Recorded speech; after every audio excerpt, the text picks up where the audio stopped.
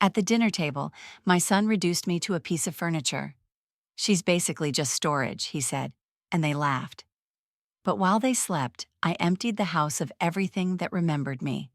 What they woke up to was silence, and what I left behind was a message. You can erase a woman from the room, but not from the foundation. The roast was overcooked. Not burnt, but dry. Like it had given up halfway through dinner and decided to surrender. I'd followed the same recipe I used for years. Grant's favorite, back when he was still alive, and Brady still smiled with both sides of his mouth. We sat around the long oak table in the open-plan dining room that used to belong only to me. Now, half the drawers were labeled in Lucy's handwriting. Teas. Linens. Miscellaneous. I wasn't sure what I qualified as anymore. Probably the last one. Brady scrolled through his phone between bites. Lucy folded her napkin with unnecessary precision. The dog, Lucy's toy poodle named Jasper, whimpered under the table, ignored by everyone but me. Brady didn't look up when he said it. He didn't clear his throat or signal he was joking. He just said it, casually, like someone commenting on the weather or the softness of the bread rolls. "She's basically just storage." It took a second to register. I thought maybe he meant the hall closet or the old shed behind the garden. But then Lucy gave a soft laugh, tight and obligatory, and nudged his elbow. "Brady," she said, as if embarrassed, but not really correcting him. I looked up from my plate. He still hadn't looked at me. He just kept eating, fork to mouth, sip of wine. Another scroll on the screen. I didn't ask what he meant. I didn't have to. The ticking of the wall clock above the kitchen sink grew louder. Not actually, of course, but suddenly it was the only sound I could hear. Like it was sinking itself to my chest. Tick, tick, tick. Storage. Like a pantry full of old jam jars. Like the spare bedroom full of boxes no one unpacks. Like the woman who pays the bills, keeps the fridge stocked, folds the towels but isn't really seen. My face didn't move. Years of nursing had taught me how to regulate expression under pressure. I'd held dying men's hands and whispered their names so they wouldn't be alone at the end. I'd mopped blood from the floor after a 12-hour shift and then come home to make meatloaf for a man who told me my hands were too rough. This wasn't new, it just hurt differently. Brady chuckled at something on his phone. Lucy glanced at me, then looked away. The table, once mine, felt unfamiliar now, like a set piece in a home I no longer starred in. My plate had barely been touched. I stared at the asparagus, oversteamed, a little gray at the tips. The gravy had already begun to congeal.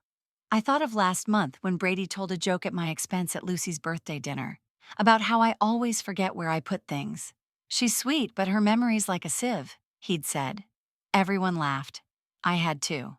Or the week before that, when Lucy asked me not to join them for the open house because young buyers get weird when they see older women in the kitchen. They start picturing renovations. And the week before that, when Brady borrowed my car and returned it with the radio presets changed, and my prayer beads in the glove box shoved behind old receipts. It wasn't the acts themselves. It was the accumulation. 1,000 paper cuts that taught me how to bleed in silence. I looked at him now. Not the boy I'd raised on lullabies and packed lunches and emergency room visits, but the man who couldn't be bothered to ask me how my day was. Who used my house as a stepping stone to his next chapter. Who saw me not as a person, but a placeholder. Storage. I thought of the linen closet, the half-empty bookshelf, the boxes in the garage labeled Mom's stuff in a handwriting that wasn't mine. I thought of the days I spent nursing his father through chemo, of the nights I lay awake praying that Brady wouldn't grow up to echo the man who called me fragile and then left me to hold everything he refused to carry. I thought I had done it differently, raised him better. Clearly I hadn't. Lucy stood up to clear her plate. "This was nice, Holly. Thanks for cooking." Brady followed, brushing past me like I was the chair. I remained seated, my hands in my lap, my spine stiff, my breath even. The room emptied slowly. Lucy's heels clicked down the hallway. Brady's voice drifted from the guest room turned home office, laughing into a headset. I stared down at my half-eaten plate and saw nothing. Not food, not family. Just fragments of who I used to be. My throat tightened. Not from tears, from restraint. I wouldn't cry here, Not at this table, not over this meal, not for a man who'd stolen my husband's worst habits and wrapped them in modern indifference. I whispered the words under my breath, so softly they were barely more than breath. This is not where I die. And for the first time in years, I believed it. He built the house with his hands. That's how the story always began, at least the version Grant liked to tell. Poured the foundation himself, cut every board, hung the drywall with precision. He called it his legacy. I called it home. At first, it felt like love. We moved in just before Brady turned 3. Grant had added a room off the back, a sunroom with high windows and a slanted roof that let the morning light spill in like a blessing. He said it was for me. "You'll paint here," he told me, brushing a strand of hair from my face like it was a promise. "Start fresh." I never got to. By the time the last nail was hammered and the last box unpacked, I was already shrinking. The sunroom became a storage space, then a laundry room, then his tools were moved in. He said I was being silly when I asked about it. "You don't need a whole room just to splash paint around," he laughed. "You're too sensitive, Halls. It's just a room." That was always the line. "You're too sensitive," said with a grin. Said like it was affection. Said like it was my fault for hearing what he didn't say aloud. He was charming in public, magnetic, the kind of man who fixed a neighbor's sink without being asked and waved at every passing car. At home, the charm curdled, still polite, still smiling, but colder, more calculated. He chose my clothes. Not directly, but with comments like, "That color washes you out," or "That blouse looks desperate." I began to edit myself quietly. Neutrals, soft tones, nothing too bright, nothing too art teacher. I stopped wearing red. I stopped going to book club. "Those women fill your head with nonsense," he said once, when I mentioned them laughing about a poetry reading. He didn't yell, he didn't hit. He was never cruel by accident. He was precise. Brady watched everything. That boy, so bright, so observant. At 5, he'd mimic Grant's smirk when I forgot to buy the right brand of coffee. At 7, he started calling me Holly instead of Mom when he was annoyed. I laughed at first. I thought it was just mimicry, a phase. But then came the night when Brady, just 9, looked up from his homework and said, "Can you not talk over Dad? He's making a point." I hadn't realized I was interrupting. I hadn't realized I'd stopped speaking. I remember sitting on the edge of the tub that night, toothbrush idle in my hand, and thinking, maybe I am too much. Maybe I need to stay quiet. I stopped painting altogether after that. Grant told people I used to be creative, like it was a childhood illness I'd outgrown. When I went back to nursing part-time, it was only because the bills demanded it. He made sure I knew the house came first. "I built it," he'd say when I questioned anything. "This isn't just walls. This is structure." And I was never part of that structure. I was maintenance. Brady picked it up faster than I expected. By the time he was 13, he corrected my grammar at the dinner table, laughed when I burned toast, rolled his eyes when I forgot to pick up the dry cleaning. I told myself it was normal, teenage behavior, hormones. I held on to hope that love would temper him, that kindness would soften the hard edges Grant had molded. But there was no room for softness in a house built by a man who measured worth in usefulness. The kitchen was his pride. Stainless steel appliances, granite countertops, cabinets he sanded by hand. I remember the day I tried to hang a photo on the wall just left of the pantry. Brady at age 5, covered in finger paint, holding up a misshapen heart he made me for Mother's Day. I found a small frame, a nail, a hammer. I stood on a stool and tapped it in carefully, measuring it so it hung just right. Grant walked in before I stepped down. He looked at the photo, then the nail, then me. "This isn't a dorm room," he said flatly. "Take it down." He didn't raise his voice. He didn't touch me, but the air felt sharp. I took it down before he could finish the sentence. The frame stayed in a drawer for years. Even after Grant died, suddenly in his sleep, I left the nail hole there. A tiny dent in the perfect wall, the only scar he allowed. Now, years later, I opened the garage looking for an old photo album. Brady had mentioned needing some family pictures for a slideshow Lucy was making for their engagement party. The shelf where my keepsakes used to be was empty. I searched the house for over an hour, under beds, inside old boxes, the guest room closet. Nothing. Then I remembered the side table in Brady's room, the drawer he never let me organize. I found a folded receipt, a lease agreement, Storage Mart, Unit 7D. Paid for under Brady's name. I drove there the next day, my hands trembling the whole time. The unit was climate controlled, neat, nothing piled. Inside were 5 labeled boxes. H. Turner paintings, H. Turner journals, H. Turner, MISC. They weren't stacked with care, just shoved. My name like a cataloged inconvenience. I opened the top box, my old sketch pad, a few small oil portraits, all things I thought were lost in a move or packed away in the attic. I sat on the cold cement floor and stared at the life I was told didn't matter. Labeled, boxed, hidden, stored. Brady hadn't just internalized his father's voice. He'd perfected the art of removing mine, without shouting, without threats. Just quiet omission. It was worse somehow, more surgical. I replaced the lid gently, walked out without taking anything. I needed to see it. I needed the proof. Because the moment I saw my journals stacked like relics, I stopped wondering if I was being too sensitive. I wasn't. I was being erased, and it was time to pick up the hammer again. It started with the bathroom. One morning I reached for my lavender hand cream, my favorite, the kind I'd been using since Brady was in middle school, and found the shelf empty. In its place were 3 bottles of Lucy's skincare, all with muted pastel labels and French words I didn't recognize. My things weren't gone, just moved, lower shelf, back row, hidden behind her rosewater toner. I didn't say anything. I just noted it. One more thing I no longer reached for. It was supposed to be temporary. Brady said it himself, smiling as he rolled his suitcase across the hardwood, just until we close on the condo. That was 9 months ago. At first I was excited. A little nervous, sure, but hopeful. The house had felt too quiet since Grant passed, too cavernous since Brady left for college. I thought their presence might fill the gaps. Instead, they rearranged them. The guest room was the next to go. Lucy asked if she could set up a few things for work. I helped her carry in boxes, even found an extra power strip for her printer. Within a week, my spare linens were gone, the floral comforter replaced by a white duvet, the window blinds swapped for blackout panels. Her vision board, cork, twine, neutral tones, hung above the desk she'd ordered without asking. She called it her sanctuary. I used to think that word belonged to me. The pantry followed. I had labeled shelves for years: pasta, baking, snacks, spices. It was a system that made sense, one I liked, efficient, familiar. Now the shelves read weekly, open, and backstock. The handwriting wasn't mine. My snacks were gone, my cinnamon, my baking powder. Lucy said the pantry had been cluttered. She was trying to make things flow.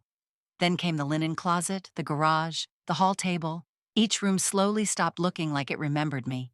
I found myself wandering the house at night like a stranger. The walls were still the same pale green Grant insisted on. The light fixtures still cast the same soft halos, but something essential had shifted. The air felt staged, like the house was always on the brink of being listed. Even my bedroom wasn't untouched.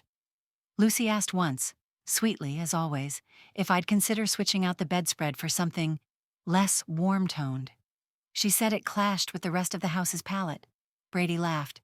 We should just make the whole place neutral. It's not like Holly has a theme. They laughed together. I laughed too, quietly. Because what else could I do? Later that night, I opened my closet and stared at the sweaters I hadn't worn in months. Colors they didn't like, cuts that felt too soft, too personal. I touched the sleeve of a marigold cardigan and remembered wearing it to Brady's graduation, back when he still hugged me in public. Now, every corner of this house echoed with someone else's voice. Ghost rooms. That's what they'd become. Spaces that used to breathe with my rhythm, now silent, curated, unfamiliar. The sunroom still had my old rocking chair, but it faced the wrong direction, away from the light. Lucy put a succulent on the side table and called it cozy. The kitchen had a new rug, modern, geometric. It made the floor feel colder. In the living room, they hung a framed print that read, "Live simply." I stared at it for days, wondering if it was irony or a warning. I didn't ask for my things back. I just started keeping count, not out loud, not on paper, but mentally.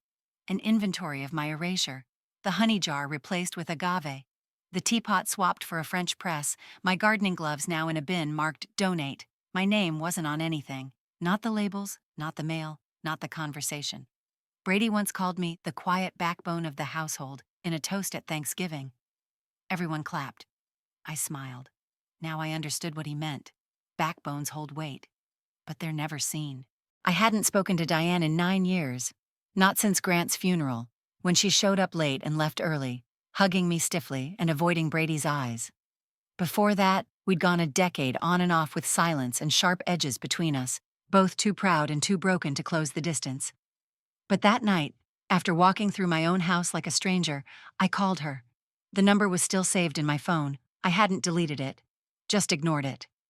Like an old letter left unopened in a drawer, not hate, not quite love, just unfinished grief. She answered on the third ring, Diane Norwood. Her voice hadn't changed much, just lower, more deliberate. "It's me," I said. A pause. Then, "Holly?" I swallowed. "Yeah." Another pause. Not icy, just surprised. "I wasn't expecting—" She started, then caught herself. "Is everything all right?" "No," I said, "but I'm tired of pretending it is." She didn't speak, and for a moment I thought she might hang up. But when she exhaled, it was something like relief or recognition. "Talk to me," she said. We stayed on the phone for over an hour. I told her everything. About Brady and Lucy, the storage unit, the way the rooms of my house had been stripped of me, inch by inch. About the things said casually at dinner, and the things never said at all.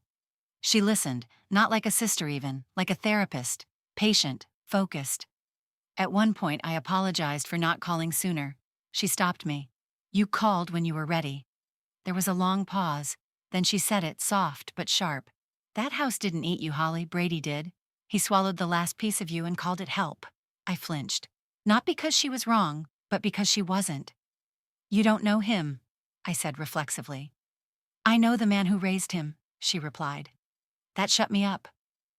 Diane had left home at 17. She got on a bus to Denver with 2 suitcases and a list of phone numbers scribbled in her shoe. I stayed behind. I said I had to finish school, that Mom needed me.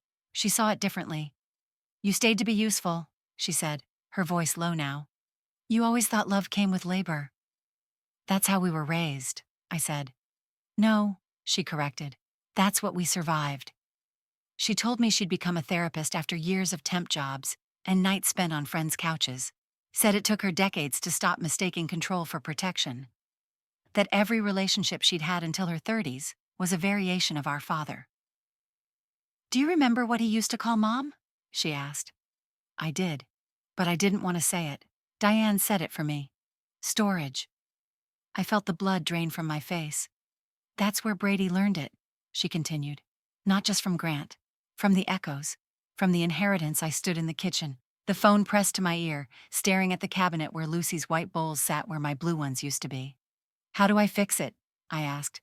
"You don't," she said. "You leave the room." "I can't just—" "You don't have to burn it down," she interrupted. "But you don't have to live inside it either." Her voice softened again. "Holly, you are not storage. You are not something to be boxed and unpacked for convenience. You are a person, and you've been treated like a prop in your own life." I didn't respond. Couldn't. There were tears on my face, but I hadn't felt them fall.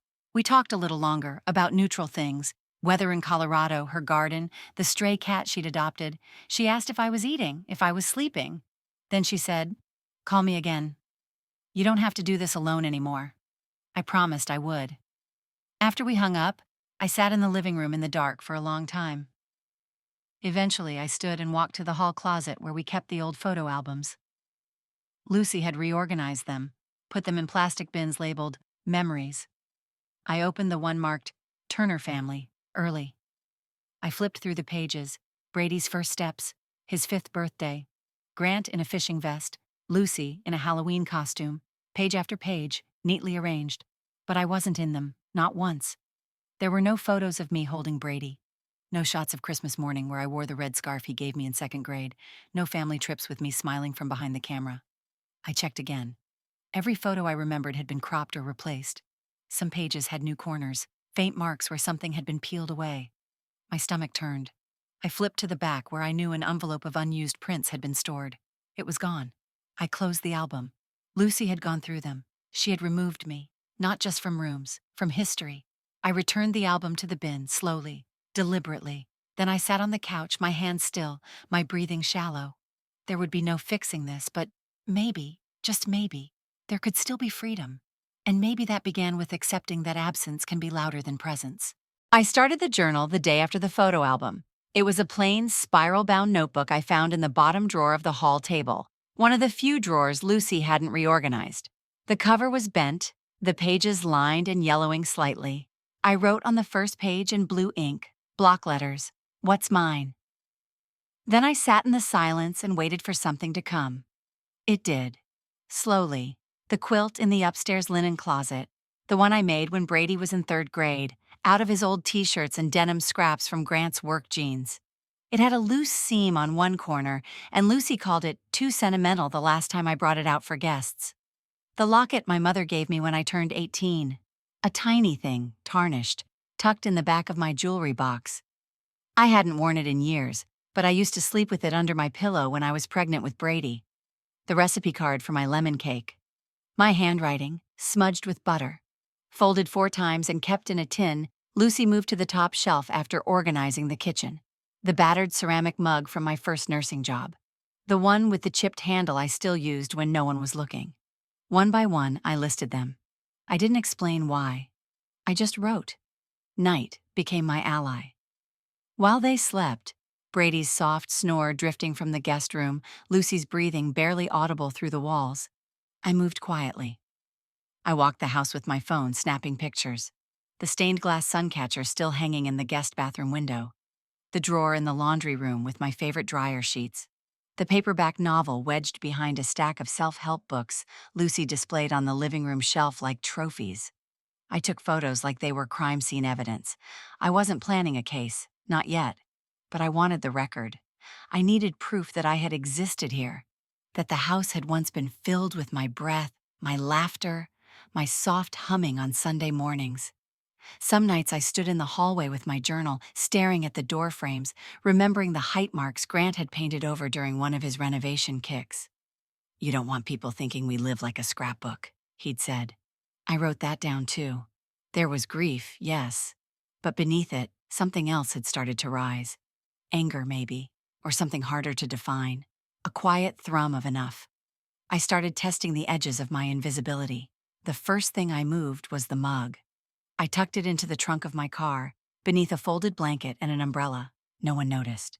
Next, the recipe card. I slipped it between the pages of my nursing license binder and slid the whole thing under the passenger seat. Still, no mention. Then the quilt. That one felt riskier. It took me 2 nights to work up the nerve. I waited until Brady and Lucy went to bed early, worn out from a weekend of wine tastings and their real estate search. I pulled the quilt from the closet, folded it tightly, and placed it in a tote bag with my initials stitched in the corner, one I hadn't used since Grant's funeral. I carried it out like contraband, like a thief in my own life. The car trunk took it easily, swallowed it whole. No questions, nothing. I kept going. My college ID, the old Polaroid of me at age 22, standing barefoot in the grass with a paintbrush in hand. A bottle of the perfume Grant once said gave him a headache. I hadn't worn it in years, but I kept it. Each item that left the house with me felt like one thread pulled from a tightly sewn shroud, and I was unraveling it, not in a panic, with purpose. This wasn't just nostalgia, it was preparation, a quiet reclaiming. One night I wrote in the journal, "I am more than what they've left behind. I am what I choose to carry." It startled me, how steady the handwriting looked, like someone who believed it. The house hadn't changed. The walls were still painted in Grant's chosen hues. The fridge still buzzed in the corner like an anxious heart. The floors still creaked in all the same spots. But something inside me was shifting. I was becoming my own witness. And I was keeping score. The kitchen always smelled like burnt toast. Even when nothing was cooking, the scent lingered, embedded into the wallpaper, the tile grout, the edges of every morning I spent there as a child. Marlene, my mother, sat at the head of the table, unmoving, spooning instant coffee into a chipped mug while the radio hummed low gospel behind her. We never talked during breakfast. Silence was the ritual, the rule, the religion. I was 10 when she said it the first time. I'd spilled milk on the counter, nothing dramatic, just a small puddle, easily wiped. She didn't yell. Marlene didn't believe in yelling. Instead, she dabbed the corner with a dish towel, turned to me with a look that wasn't anger, but something colder. "A woman's job is to hold the house together," she said, "even if it splinters her." Then she handed me the towel. I wiped the counter without blinking, my chest tight, my throat empty. That was her gospel, passed down with each chore, each muted glance, each unspoken rule about how to behave, how to shrink, how to survive. Years later, I still hear her voice in the background of every decision I make, every time I bite my tongue, every time I say, "It's fine," when it's anything but. She never apologized. Not directly, not with words I could hold. But last week, while packing up an old box of books, I found her Bible. The leather cover was worn smooth from decades of handling. I flipped through the pages absent-mindedly, and a folded envelope fell out. Yellowed, unsealed, addressed, "To whoever needs it." I opened it, expecting a grocery list or a passage she'd underlined. Instead, it was a letter. Her handwriting, small, slanted, cautious. "Holly, I don't know if you'll ever read this. Maybe I won't even be brave enough to leave it where you'll find it. But I need to put it somewhere, and the Lord's book seems the safest place I know. I was wrong. About a lot of things. I taught you to be quiet because I thought quiet meant safe. I taught you to please because I thought it meant survival. I taught you not to ask for too much because I never knew what it meant to have enough. And I'm sorry. I wish I had taught you how to be loved without earning it. I wish I had let you speak louder. I wish I had listened. If you're reading this, maybe you've already forgiven me. But if you haven't, I understand. Sometimes survival becomes a story we pass down, and sometimes someone has to be the one who says, "No more." Love, Mom. I read it twice, then again. The third time, I held the paper to my chest and closed my eyes. She had known, not when it mattered, not when it could have changed the way she looked at me. But still, she knew. She saw the legacy she passed down, even if she couldn't undo it. I folded the letter carefully and slipped it into the inside pocket of my coat. That night, I wrote one of my own. To Brady. "Brady, you won't read this. Or maybe you will one day, after I'm gone, and it'll feel like a stranger speaking to you from beneath the floorboards. I don't know what to say to you anymore. Not out loud. Not in the house where you call me storage and look past me like I'm furniture that came with the lease. But I remember you. Not just the man you've become, but the boy who couldn't sleep without his nightlight. The one who held my hand too tightly during thunderstorms. The one who once told me I was his favorite sound. I failed you in ways you'll never fully understand. I let you grow up in the shadow of a man who measured strength by control and attention by usefulness. I let you believe that to be heard, you had to raise your voice, and to be loved, someone had to suffer. But I will not fail myself any longer, and that means walking away from the version of you that cannot see me. I hope you find your way back. But I won't stay here, waiting for a door that never opens. Love, Mom." I folded it and tucked it in the back of the "What's Mine" journal. I didn't plan to leave it out, but I didn't hide it either. A few days later, while cleaning the kitchen, I noticed Lucy had left her laptop open on the counter. A message preview blinked on the screen. She was in the shower. Brady was out for groceries. I didn't mean to snoop, but I read it. It was an email chain with someone named Leah, a friend, maybe a co-worker. The subject, "Living with the in-laws," or what's left of them. One line stood out, circled in my mind like a siren. "Holly's sweet, but she's like an artifact with a heartbeat." I stared at the words until my vision blurred. Not a person, an artifact, something you display, something you study, not something you love. I clicked the screen shut, not from shame, from clarity. Because finally, I understood the extent of what I'd become in my own home. I wasn't grieving anymore. I was waking up. The weather app said storms after midnight. It hadn't started yet, but the air carried that thick, expectant silence, the kind that clings to windows and coats the inside of your lungs. The house was dark except for the hallway nightlight Lucy insisted on keeping lit. I sat in bed fully clothed, watching the digital clock on my nightstand tick to 11 p.m. The walls felt thinner tonight, or maybe I was finally strong enough to see through them. I moved quietly. I didn't need light. I knew this house like breath, the creak in the floorboard near the bathroom, the way the front door stuck unless you lifted slightly while turning the knob. The exact spot in the hall where Grant's voice once echoed after too many beers. Brady watching from the stairs, silent. I started in the closet. The marigold cardigan went first, stuffed into a canvas tote along with 3 pairs of shoes, the locket, and my nursing pin. I found a scarf Diane gave me years ago, still smelling faintly of lavender. I tucked it in between folded jeans. In the linen closet, I pulled the old quilt down from the top shelf. It smelled faintly of cedar. I held it for a long moment, then wrapped it around a bundle of journals and slid it into a trash bag. The house didn't make a sound, but I did. A small inhale, a thread of breath I didn't know I'd been holding. It left me like an exorcism. The hallway light buzzed behind me. I moved on. In the kitchen, I opened the drawer under the microwave, my recipe cards. Some were stained and curled at the edges. I flipped through them one by one, then gathered the ones with my handwriting and slid them into a manila envelope. Into the bag they went. I didn't touch the spice rack. Let them keep the cumin and cinnamon. I had what mattered. The sunroom was next. I hadn't stepped into it in weeks, not since Lucy rearranged it to display her succulents and minimalistic prints. I knelt beside the small storage bench by the window. Inside, my old sketch pads, torn pages, a dried-out paintbrush. The remains of a version of me I hadn't been allowed to hold. I packed them without ceremony. Every item I touched was a memory unearthed, a weight rebalanced. In the corner of the coat closet, behind Brady's winter jacket, I found the shoebox I'd nearly forgotten, birthday cards from when Brady still wrote Mommy in uneven scrawl, a photo of us at the zoo, a hospital bracelet from the day he was born. I sat on the floor and cried without sound, not grief, clarity. I packed the box last, wrapping it in a sweater and placing it gently in the trunk. By 3 a.m., the car was almost full. I made one more pass through the house, not to double-check, to say goodbye. The bathroom, still smelling faintly of Lucy's eucalyptus body wash. The living room, where the couch I once picked out had been buried under new throw pillows. The kitchen, where my hands had cooked thousands of meals no one remembered. In the foyer, I stopped. Took out the envelope I'd written earlier that night. No dear, no sign-off, just this. This house was built on my silence. You made it yours. So now I take what's mine. I was never storage. I was scaffolding, and you never looked up once.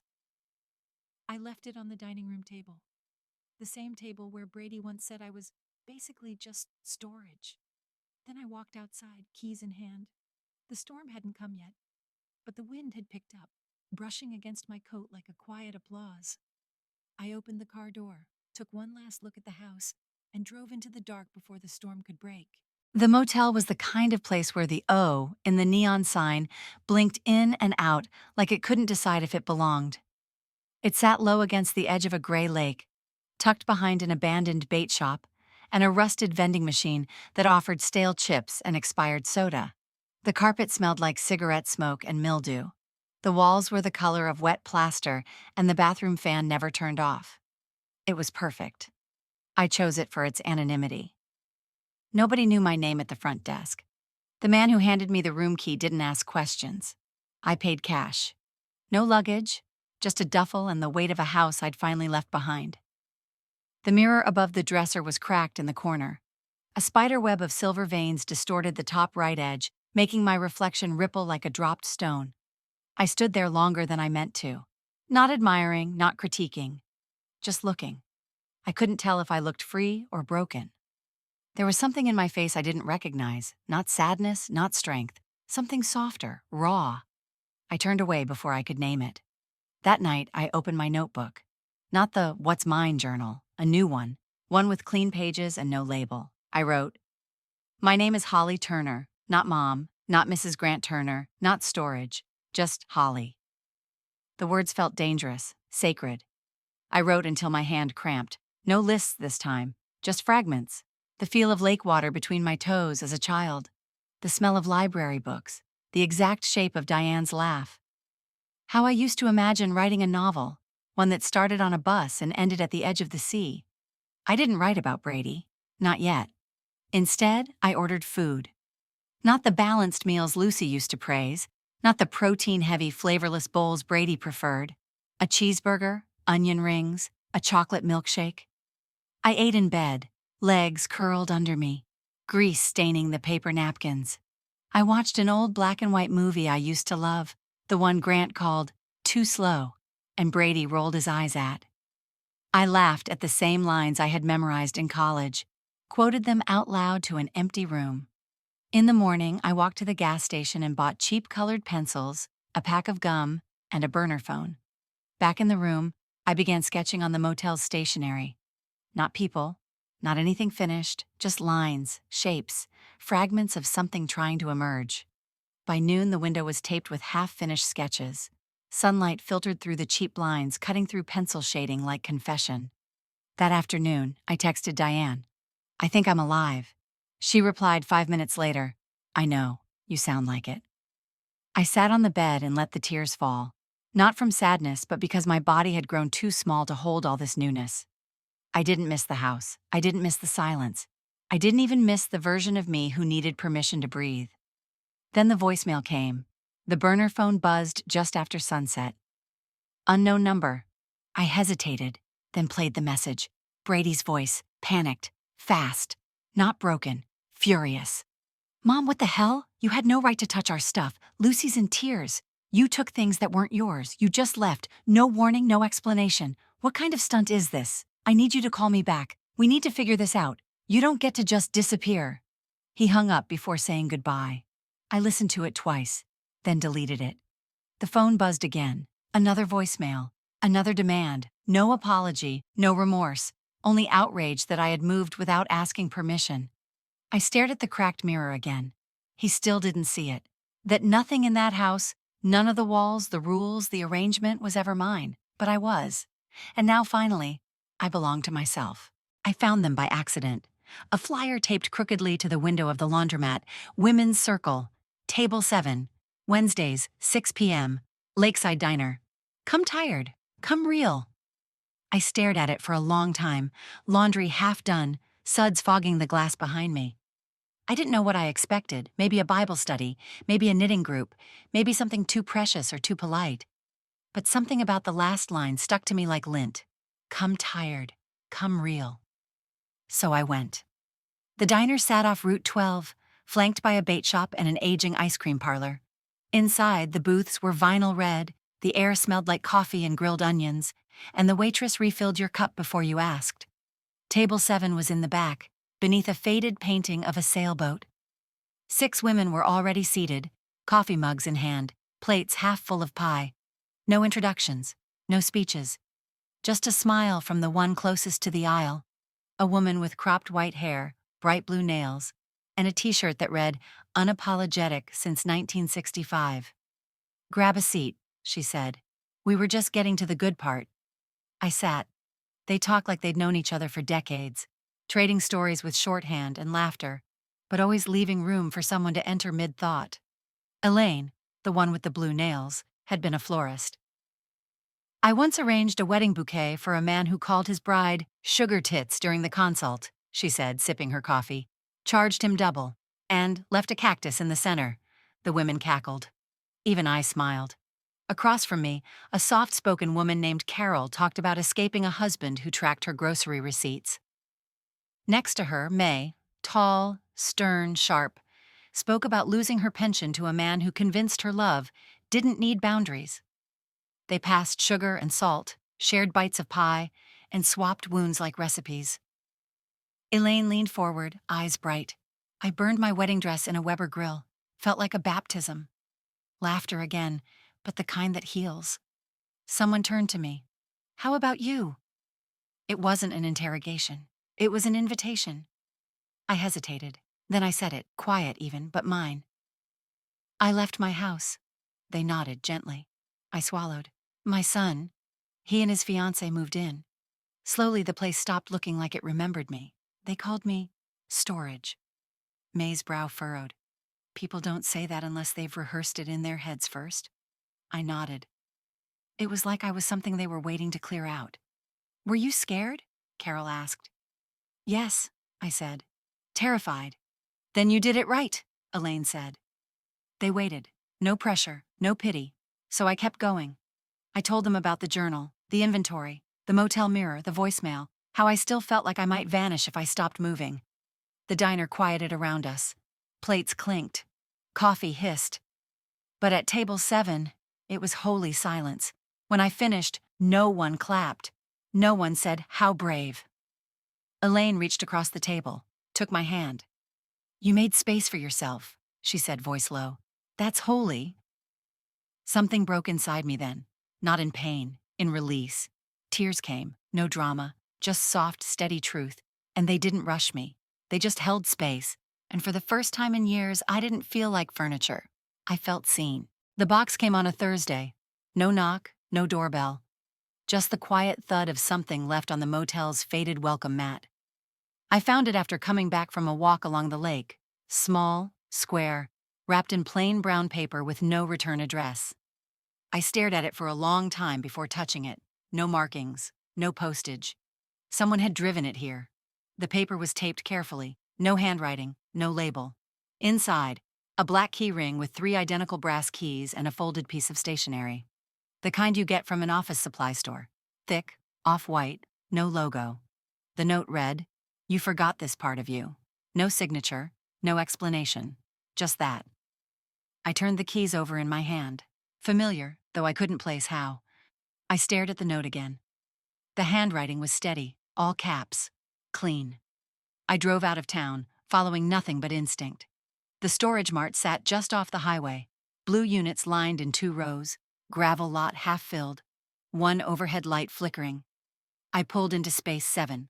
The 3rd key fit perfectly. The metal door creaked as I lifted it. The light flicked on automatically. Motion sensor, cold, fluorescent. There were 3 boxes, a suitcase, and a long black case on the floor. I opened the case first, my father's violin. The wood had dulled, but the shape was unmistakable. He used to play it in the garage, never in the house, not after Mom said the sound made her feel exposed. I hadn't seen it since his funeral. I assumed Diane had taken it. I knelt beside it, fingers grazing the strings. Then I turned to the suitcase. Inside, my college poetry notebook. Spiral-bound, pink pages, full of clumsy stanzas and ink hearts. I hadn't seen it since Brady was a toddler. I thought Grant had thrown it out during one of his simplify the space phases. Underneath it, a birthday card. My 39th, floral design. Blank inside, except for the envelope. Grant's handwriting. "Hall, I bought this 2 years ago and never sent it. You don't make things easy, but you make them beautiful. Happy birthday. G, no stamp, no fold. Just placed carefully among things I thought were lost." I didn't cry. I just sat there, among ghosts and echoes. A violin my mother hated, a notebook I was mocked for, a card from a man who rarely said anything without a sigh. This wasn't a shrine, it was a vault. A place someone had stored the versions of me that didn't fit inside the house. I didn't take everything. Some things weren't mine to carry anymore. I left the birthday card. I left the violin. But I took the notebook. Because that was mine. Not the words inside, but the voice. It was waiting for me. I locked the unit, slipped the keys back into my pocket. When I returned to the motel, there was a message waiting on the burner phone. Brady. His voice this time was strained, not angry, not apologetic, something else. "I don't know if you're still listening," he said. "Lucy's pregnant. We just found out. She's scared. I'm scared. But this baby needs you. We need you. Can we just talk? Please." The line went dead. I stood there, phone in hand, air buzzing like static in my ears. He hadn't asked how I was.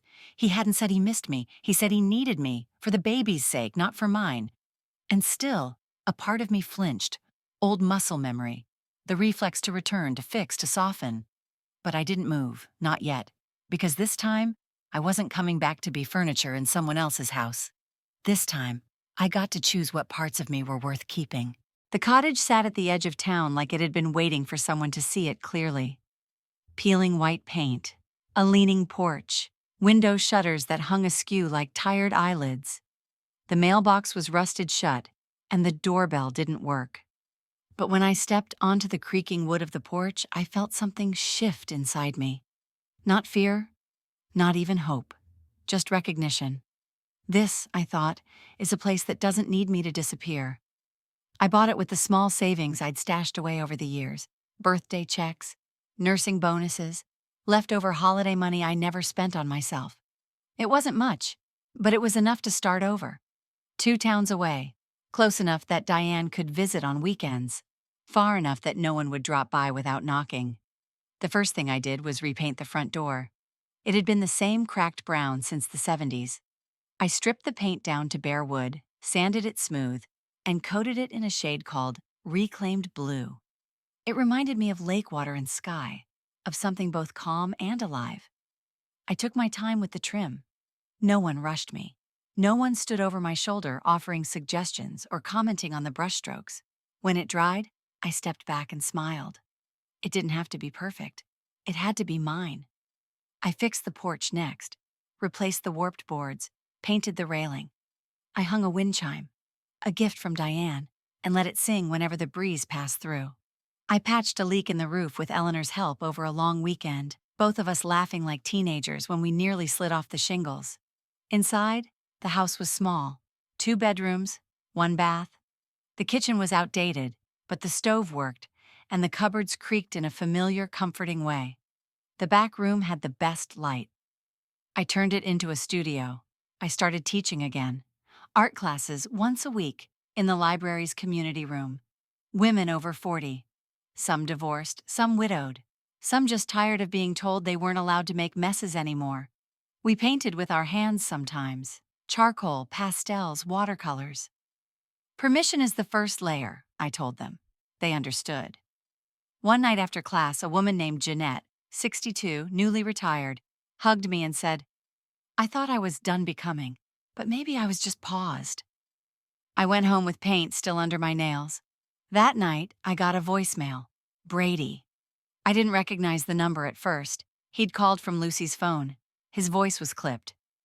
"You could have handled that better," he said. "I mean, leaving like that? No conversation, no goodbye? I get you were upset, but it wasn't fair. You made it all about you." I didn't listen to the rest. I hit delete mid-sentence. The silence after was clean, clear, like white space at the edge of a finished canvas. I went back to the studio. My latest piece waited, half finished, thick brush strokes across a canvas that smelled of turpentine and intention. I dipped my brush into gold. Not yellow, not beige. Gold. Real and unflinching. I pressed it to the corner of the canvas, watching it bloom against the blue. And I smiled. Not because everything was fixed, but because I had stopped asking permission to feel full. The cafe was packed tighter than I expected. It was the monthly open mic night in the next town over, held in a dim little place with crooked chairs, exposed brick, and a chalkboard menu that always smelled like espresso and cinnamon. The sign-up sheet had been open since 6. I arrived at 6:15 and wrote my name down on the 4th line. Just Holly T. I thought about walking out twice before my name was called. I stayed. The room had a warmth to it that didn't beg for perfection.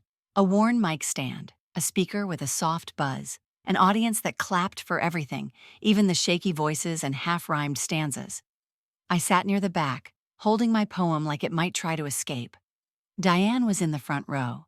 Next to her sat Elaine, wearing a new blouse and her trademark blue nails, and Carol, who had brought a lemon bar she wasn't supposed to sneak in but did anyway. Diane gave me a small wave when they called my name. I stood slowly. My knees didn't tremble. My hands did. I took the stage. The mic was adjusted by a young man in a flannel shirt. He nodded once before stepping aside. The paper in my hand was folded in thirds. The crease split the title in half. I cleared my throat. "My name is Holly Turner," I said. "This is called The Soul of the Structure." And I read. I was the coat rack, the drawer they never opened, the dinner you ate without tasting, the breath behind the walls. I was the calendar, the softened no, the stitched apology, the hand that held the nail. While you hung your silence on my spine, you called me storage. Like I hadn't built the room, like I hadn't held the beams with my bare grief. Like I wasn't the one who remembered where the light switches lived, even when no one turned them on. You said I took up space. And I do and I will and I did. Because this body, this voice, this story, it is not your attic of regrets, it is architecture. I was never just storage. I was the soul of the structure. When I finished, there was silence. Not the awkward kind, the reverent kind. Then applause, not wild but real, steady. A rhythm that said, "We heard you." I stepped down slowly, Diane hugged me before I made it back to my seat. Carol pressed a lemon bar into my hand. Elaine whispered, "Frame it." But I didn't sit back down. I walked out. The night was cool, not cold. I carried my sandals in one hand. The parking lot smelled like rain that hadn't come yet. The sky overhead was wide and quiet. I got into the car, windows already fogging from the warmth of the cafe still clinging to me. I didn't go home. I drove. Back roads, pine trees, the occasional flicker of deer in headlights. I parked near the lake just past midnight, the same lake that sat behind the motel I had once used to shed my skin. Now I returned to it clothed in my own voice. The moon sat low, casting a silver path across the water. I stepped out, walked to the edge. The sand was damp, cool beneath my feet. I stood still. The water didn't move much, no breeze, just a slow, glassy surface. I looked down, and for the first time in years, my reflection looked back without distortion. No edges blurred by shame, no image shrunk by someone else's lens. Just me, whole, visible, undeniably mine. I whispered into the dark, I was never just storage.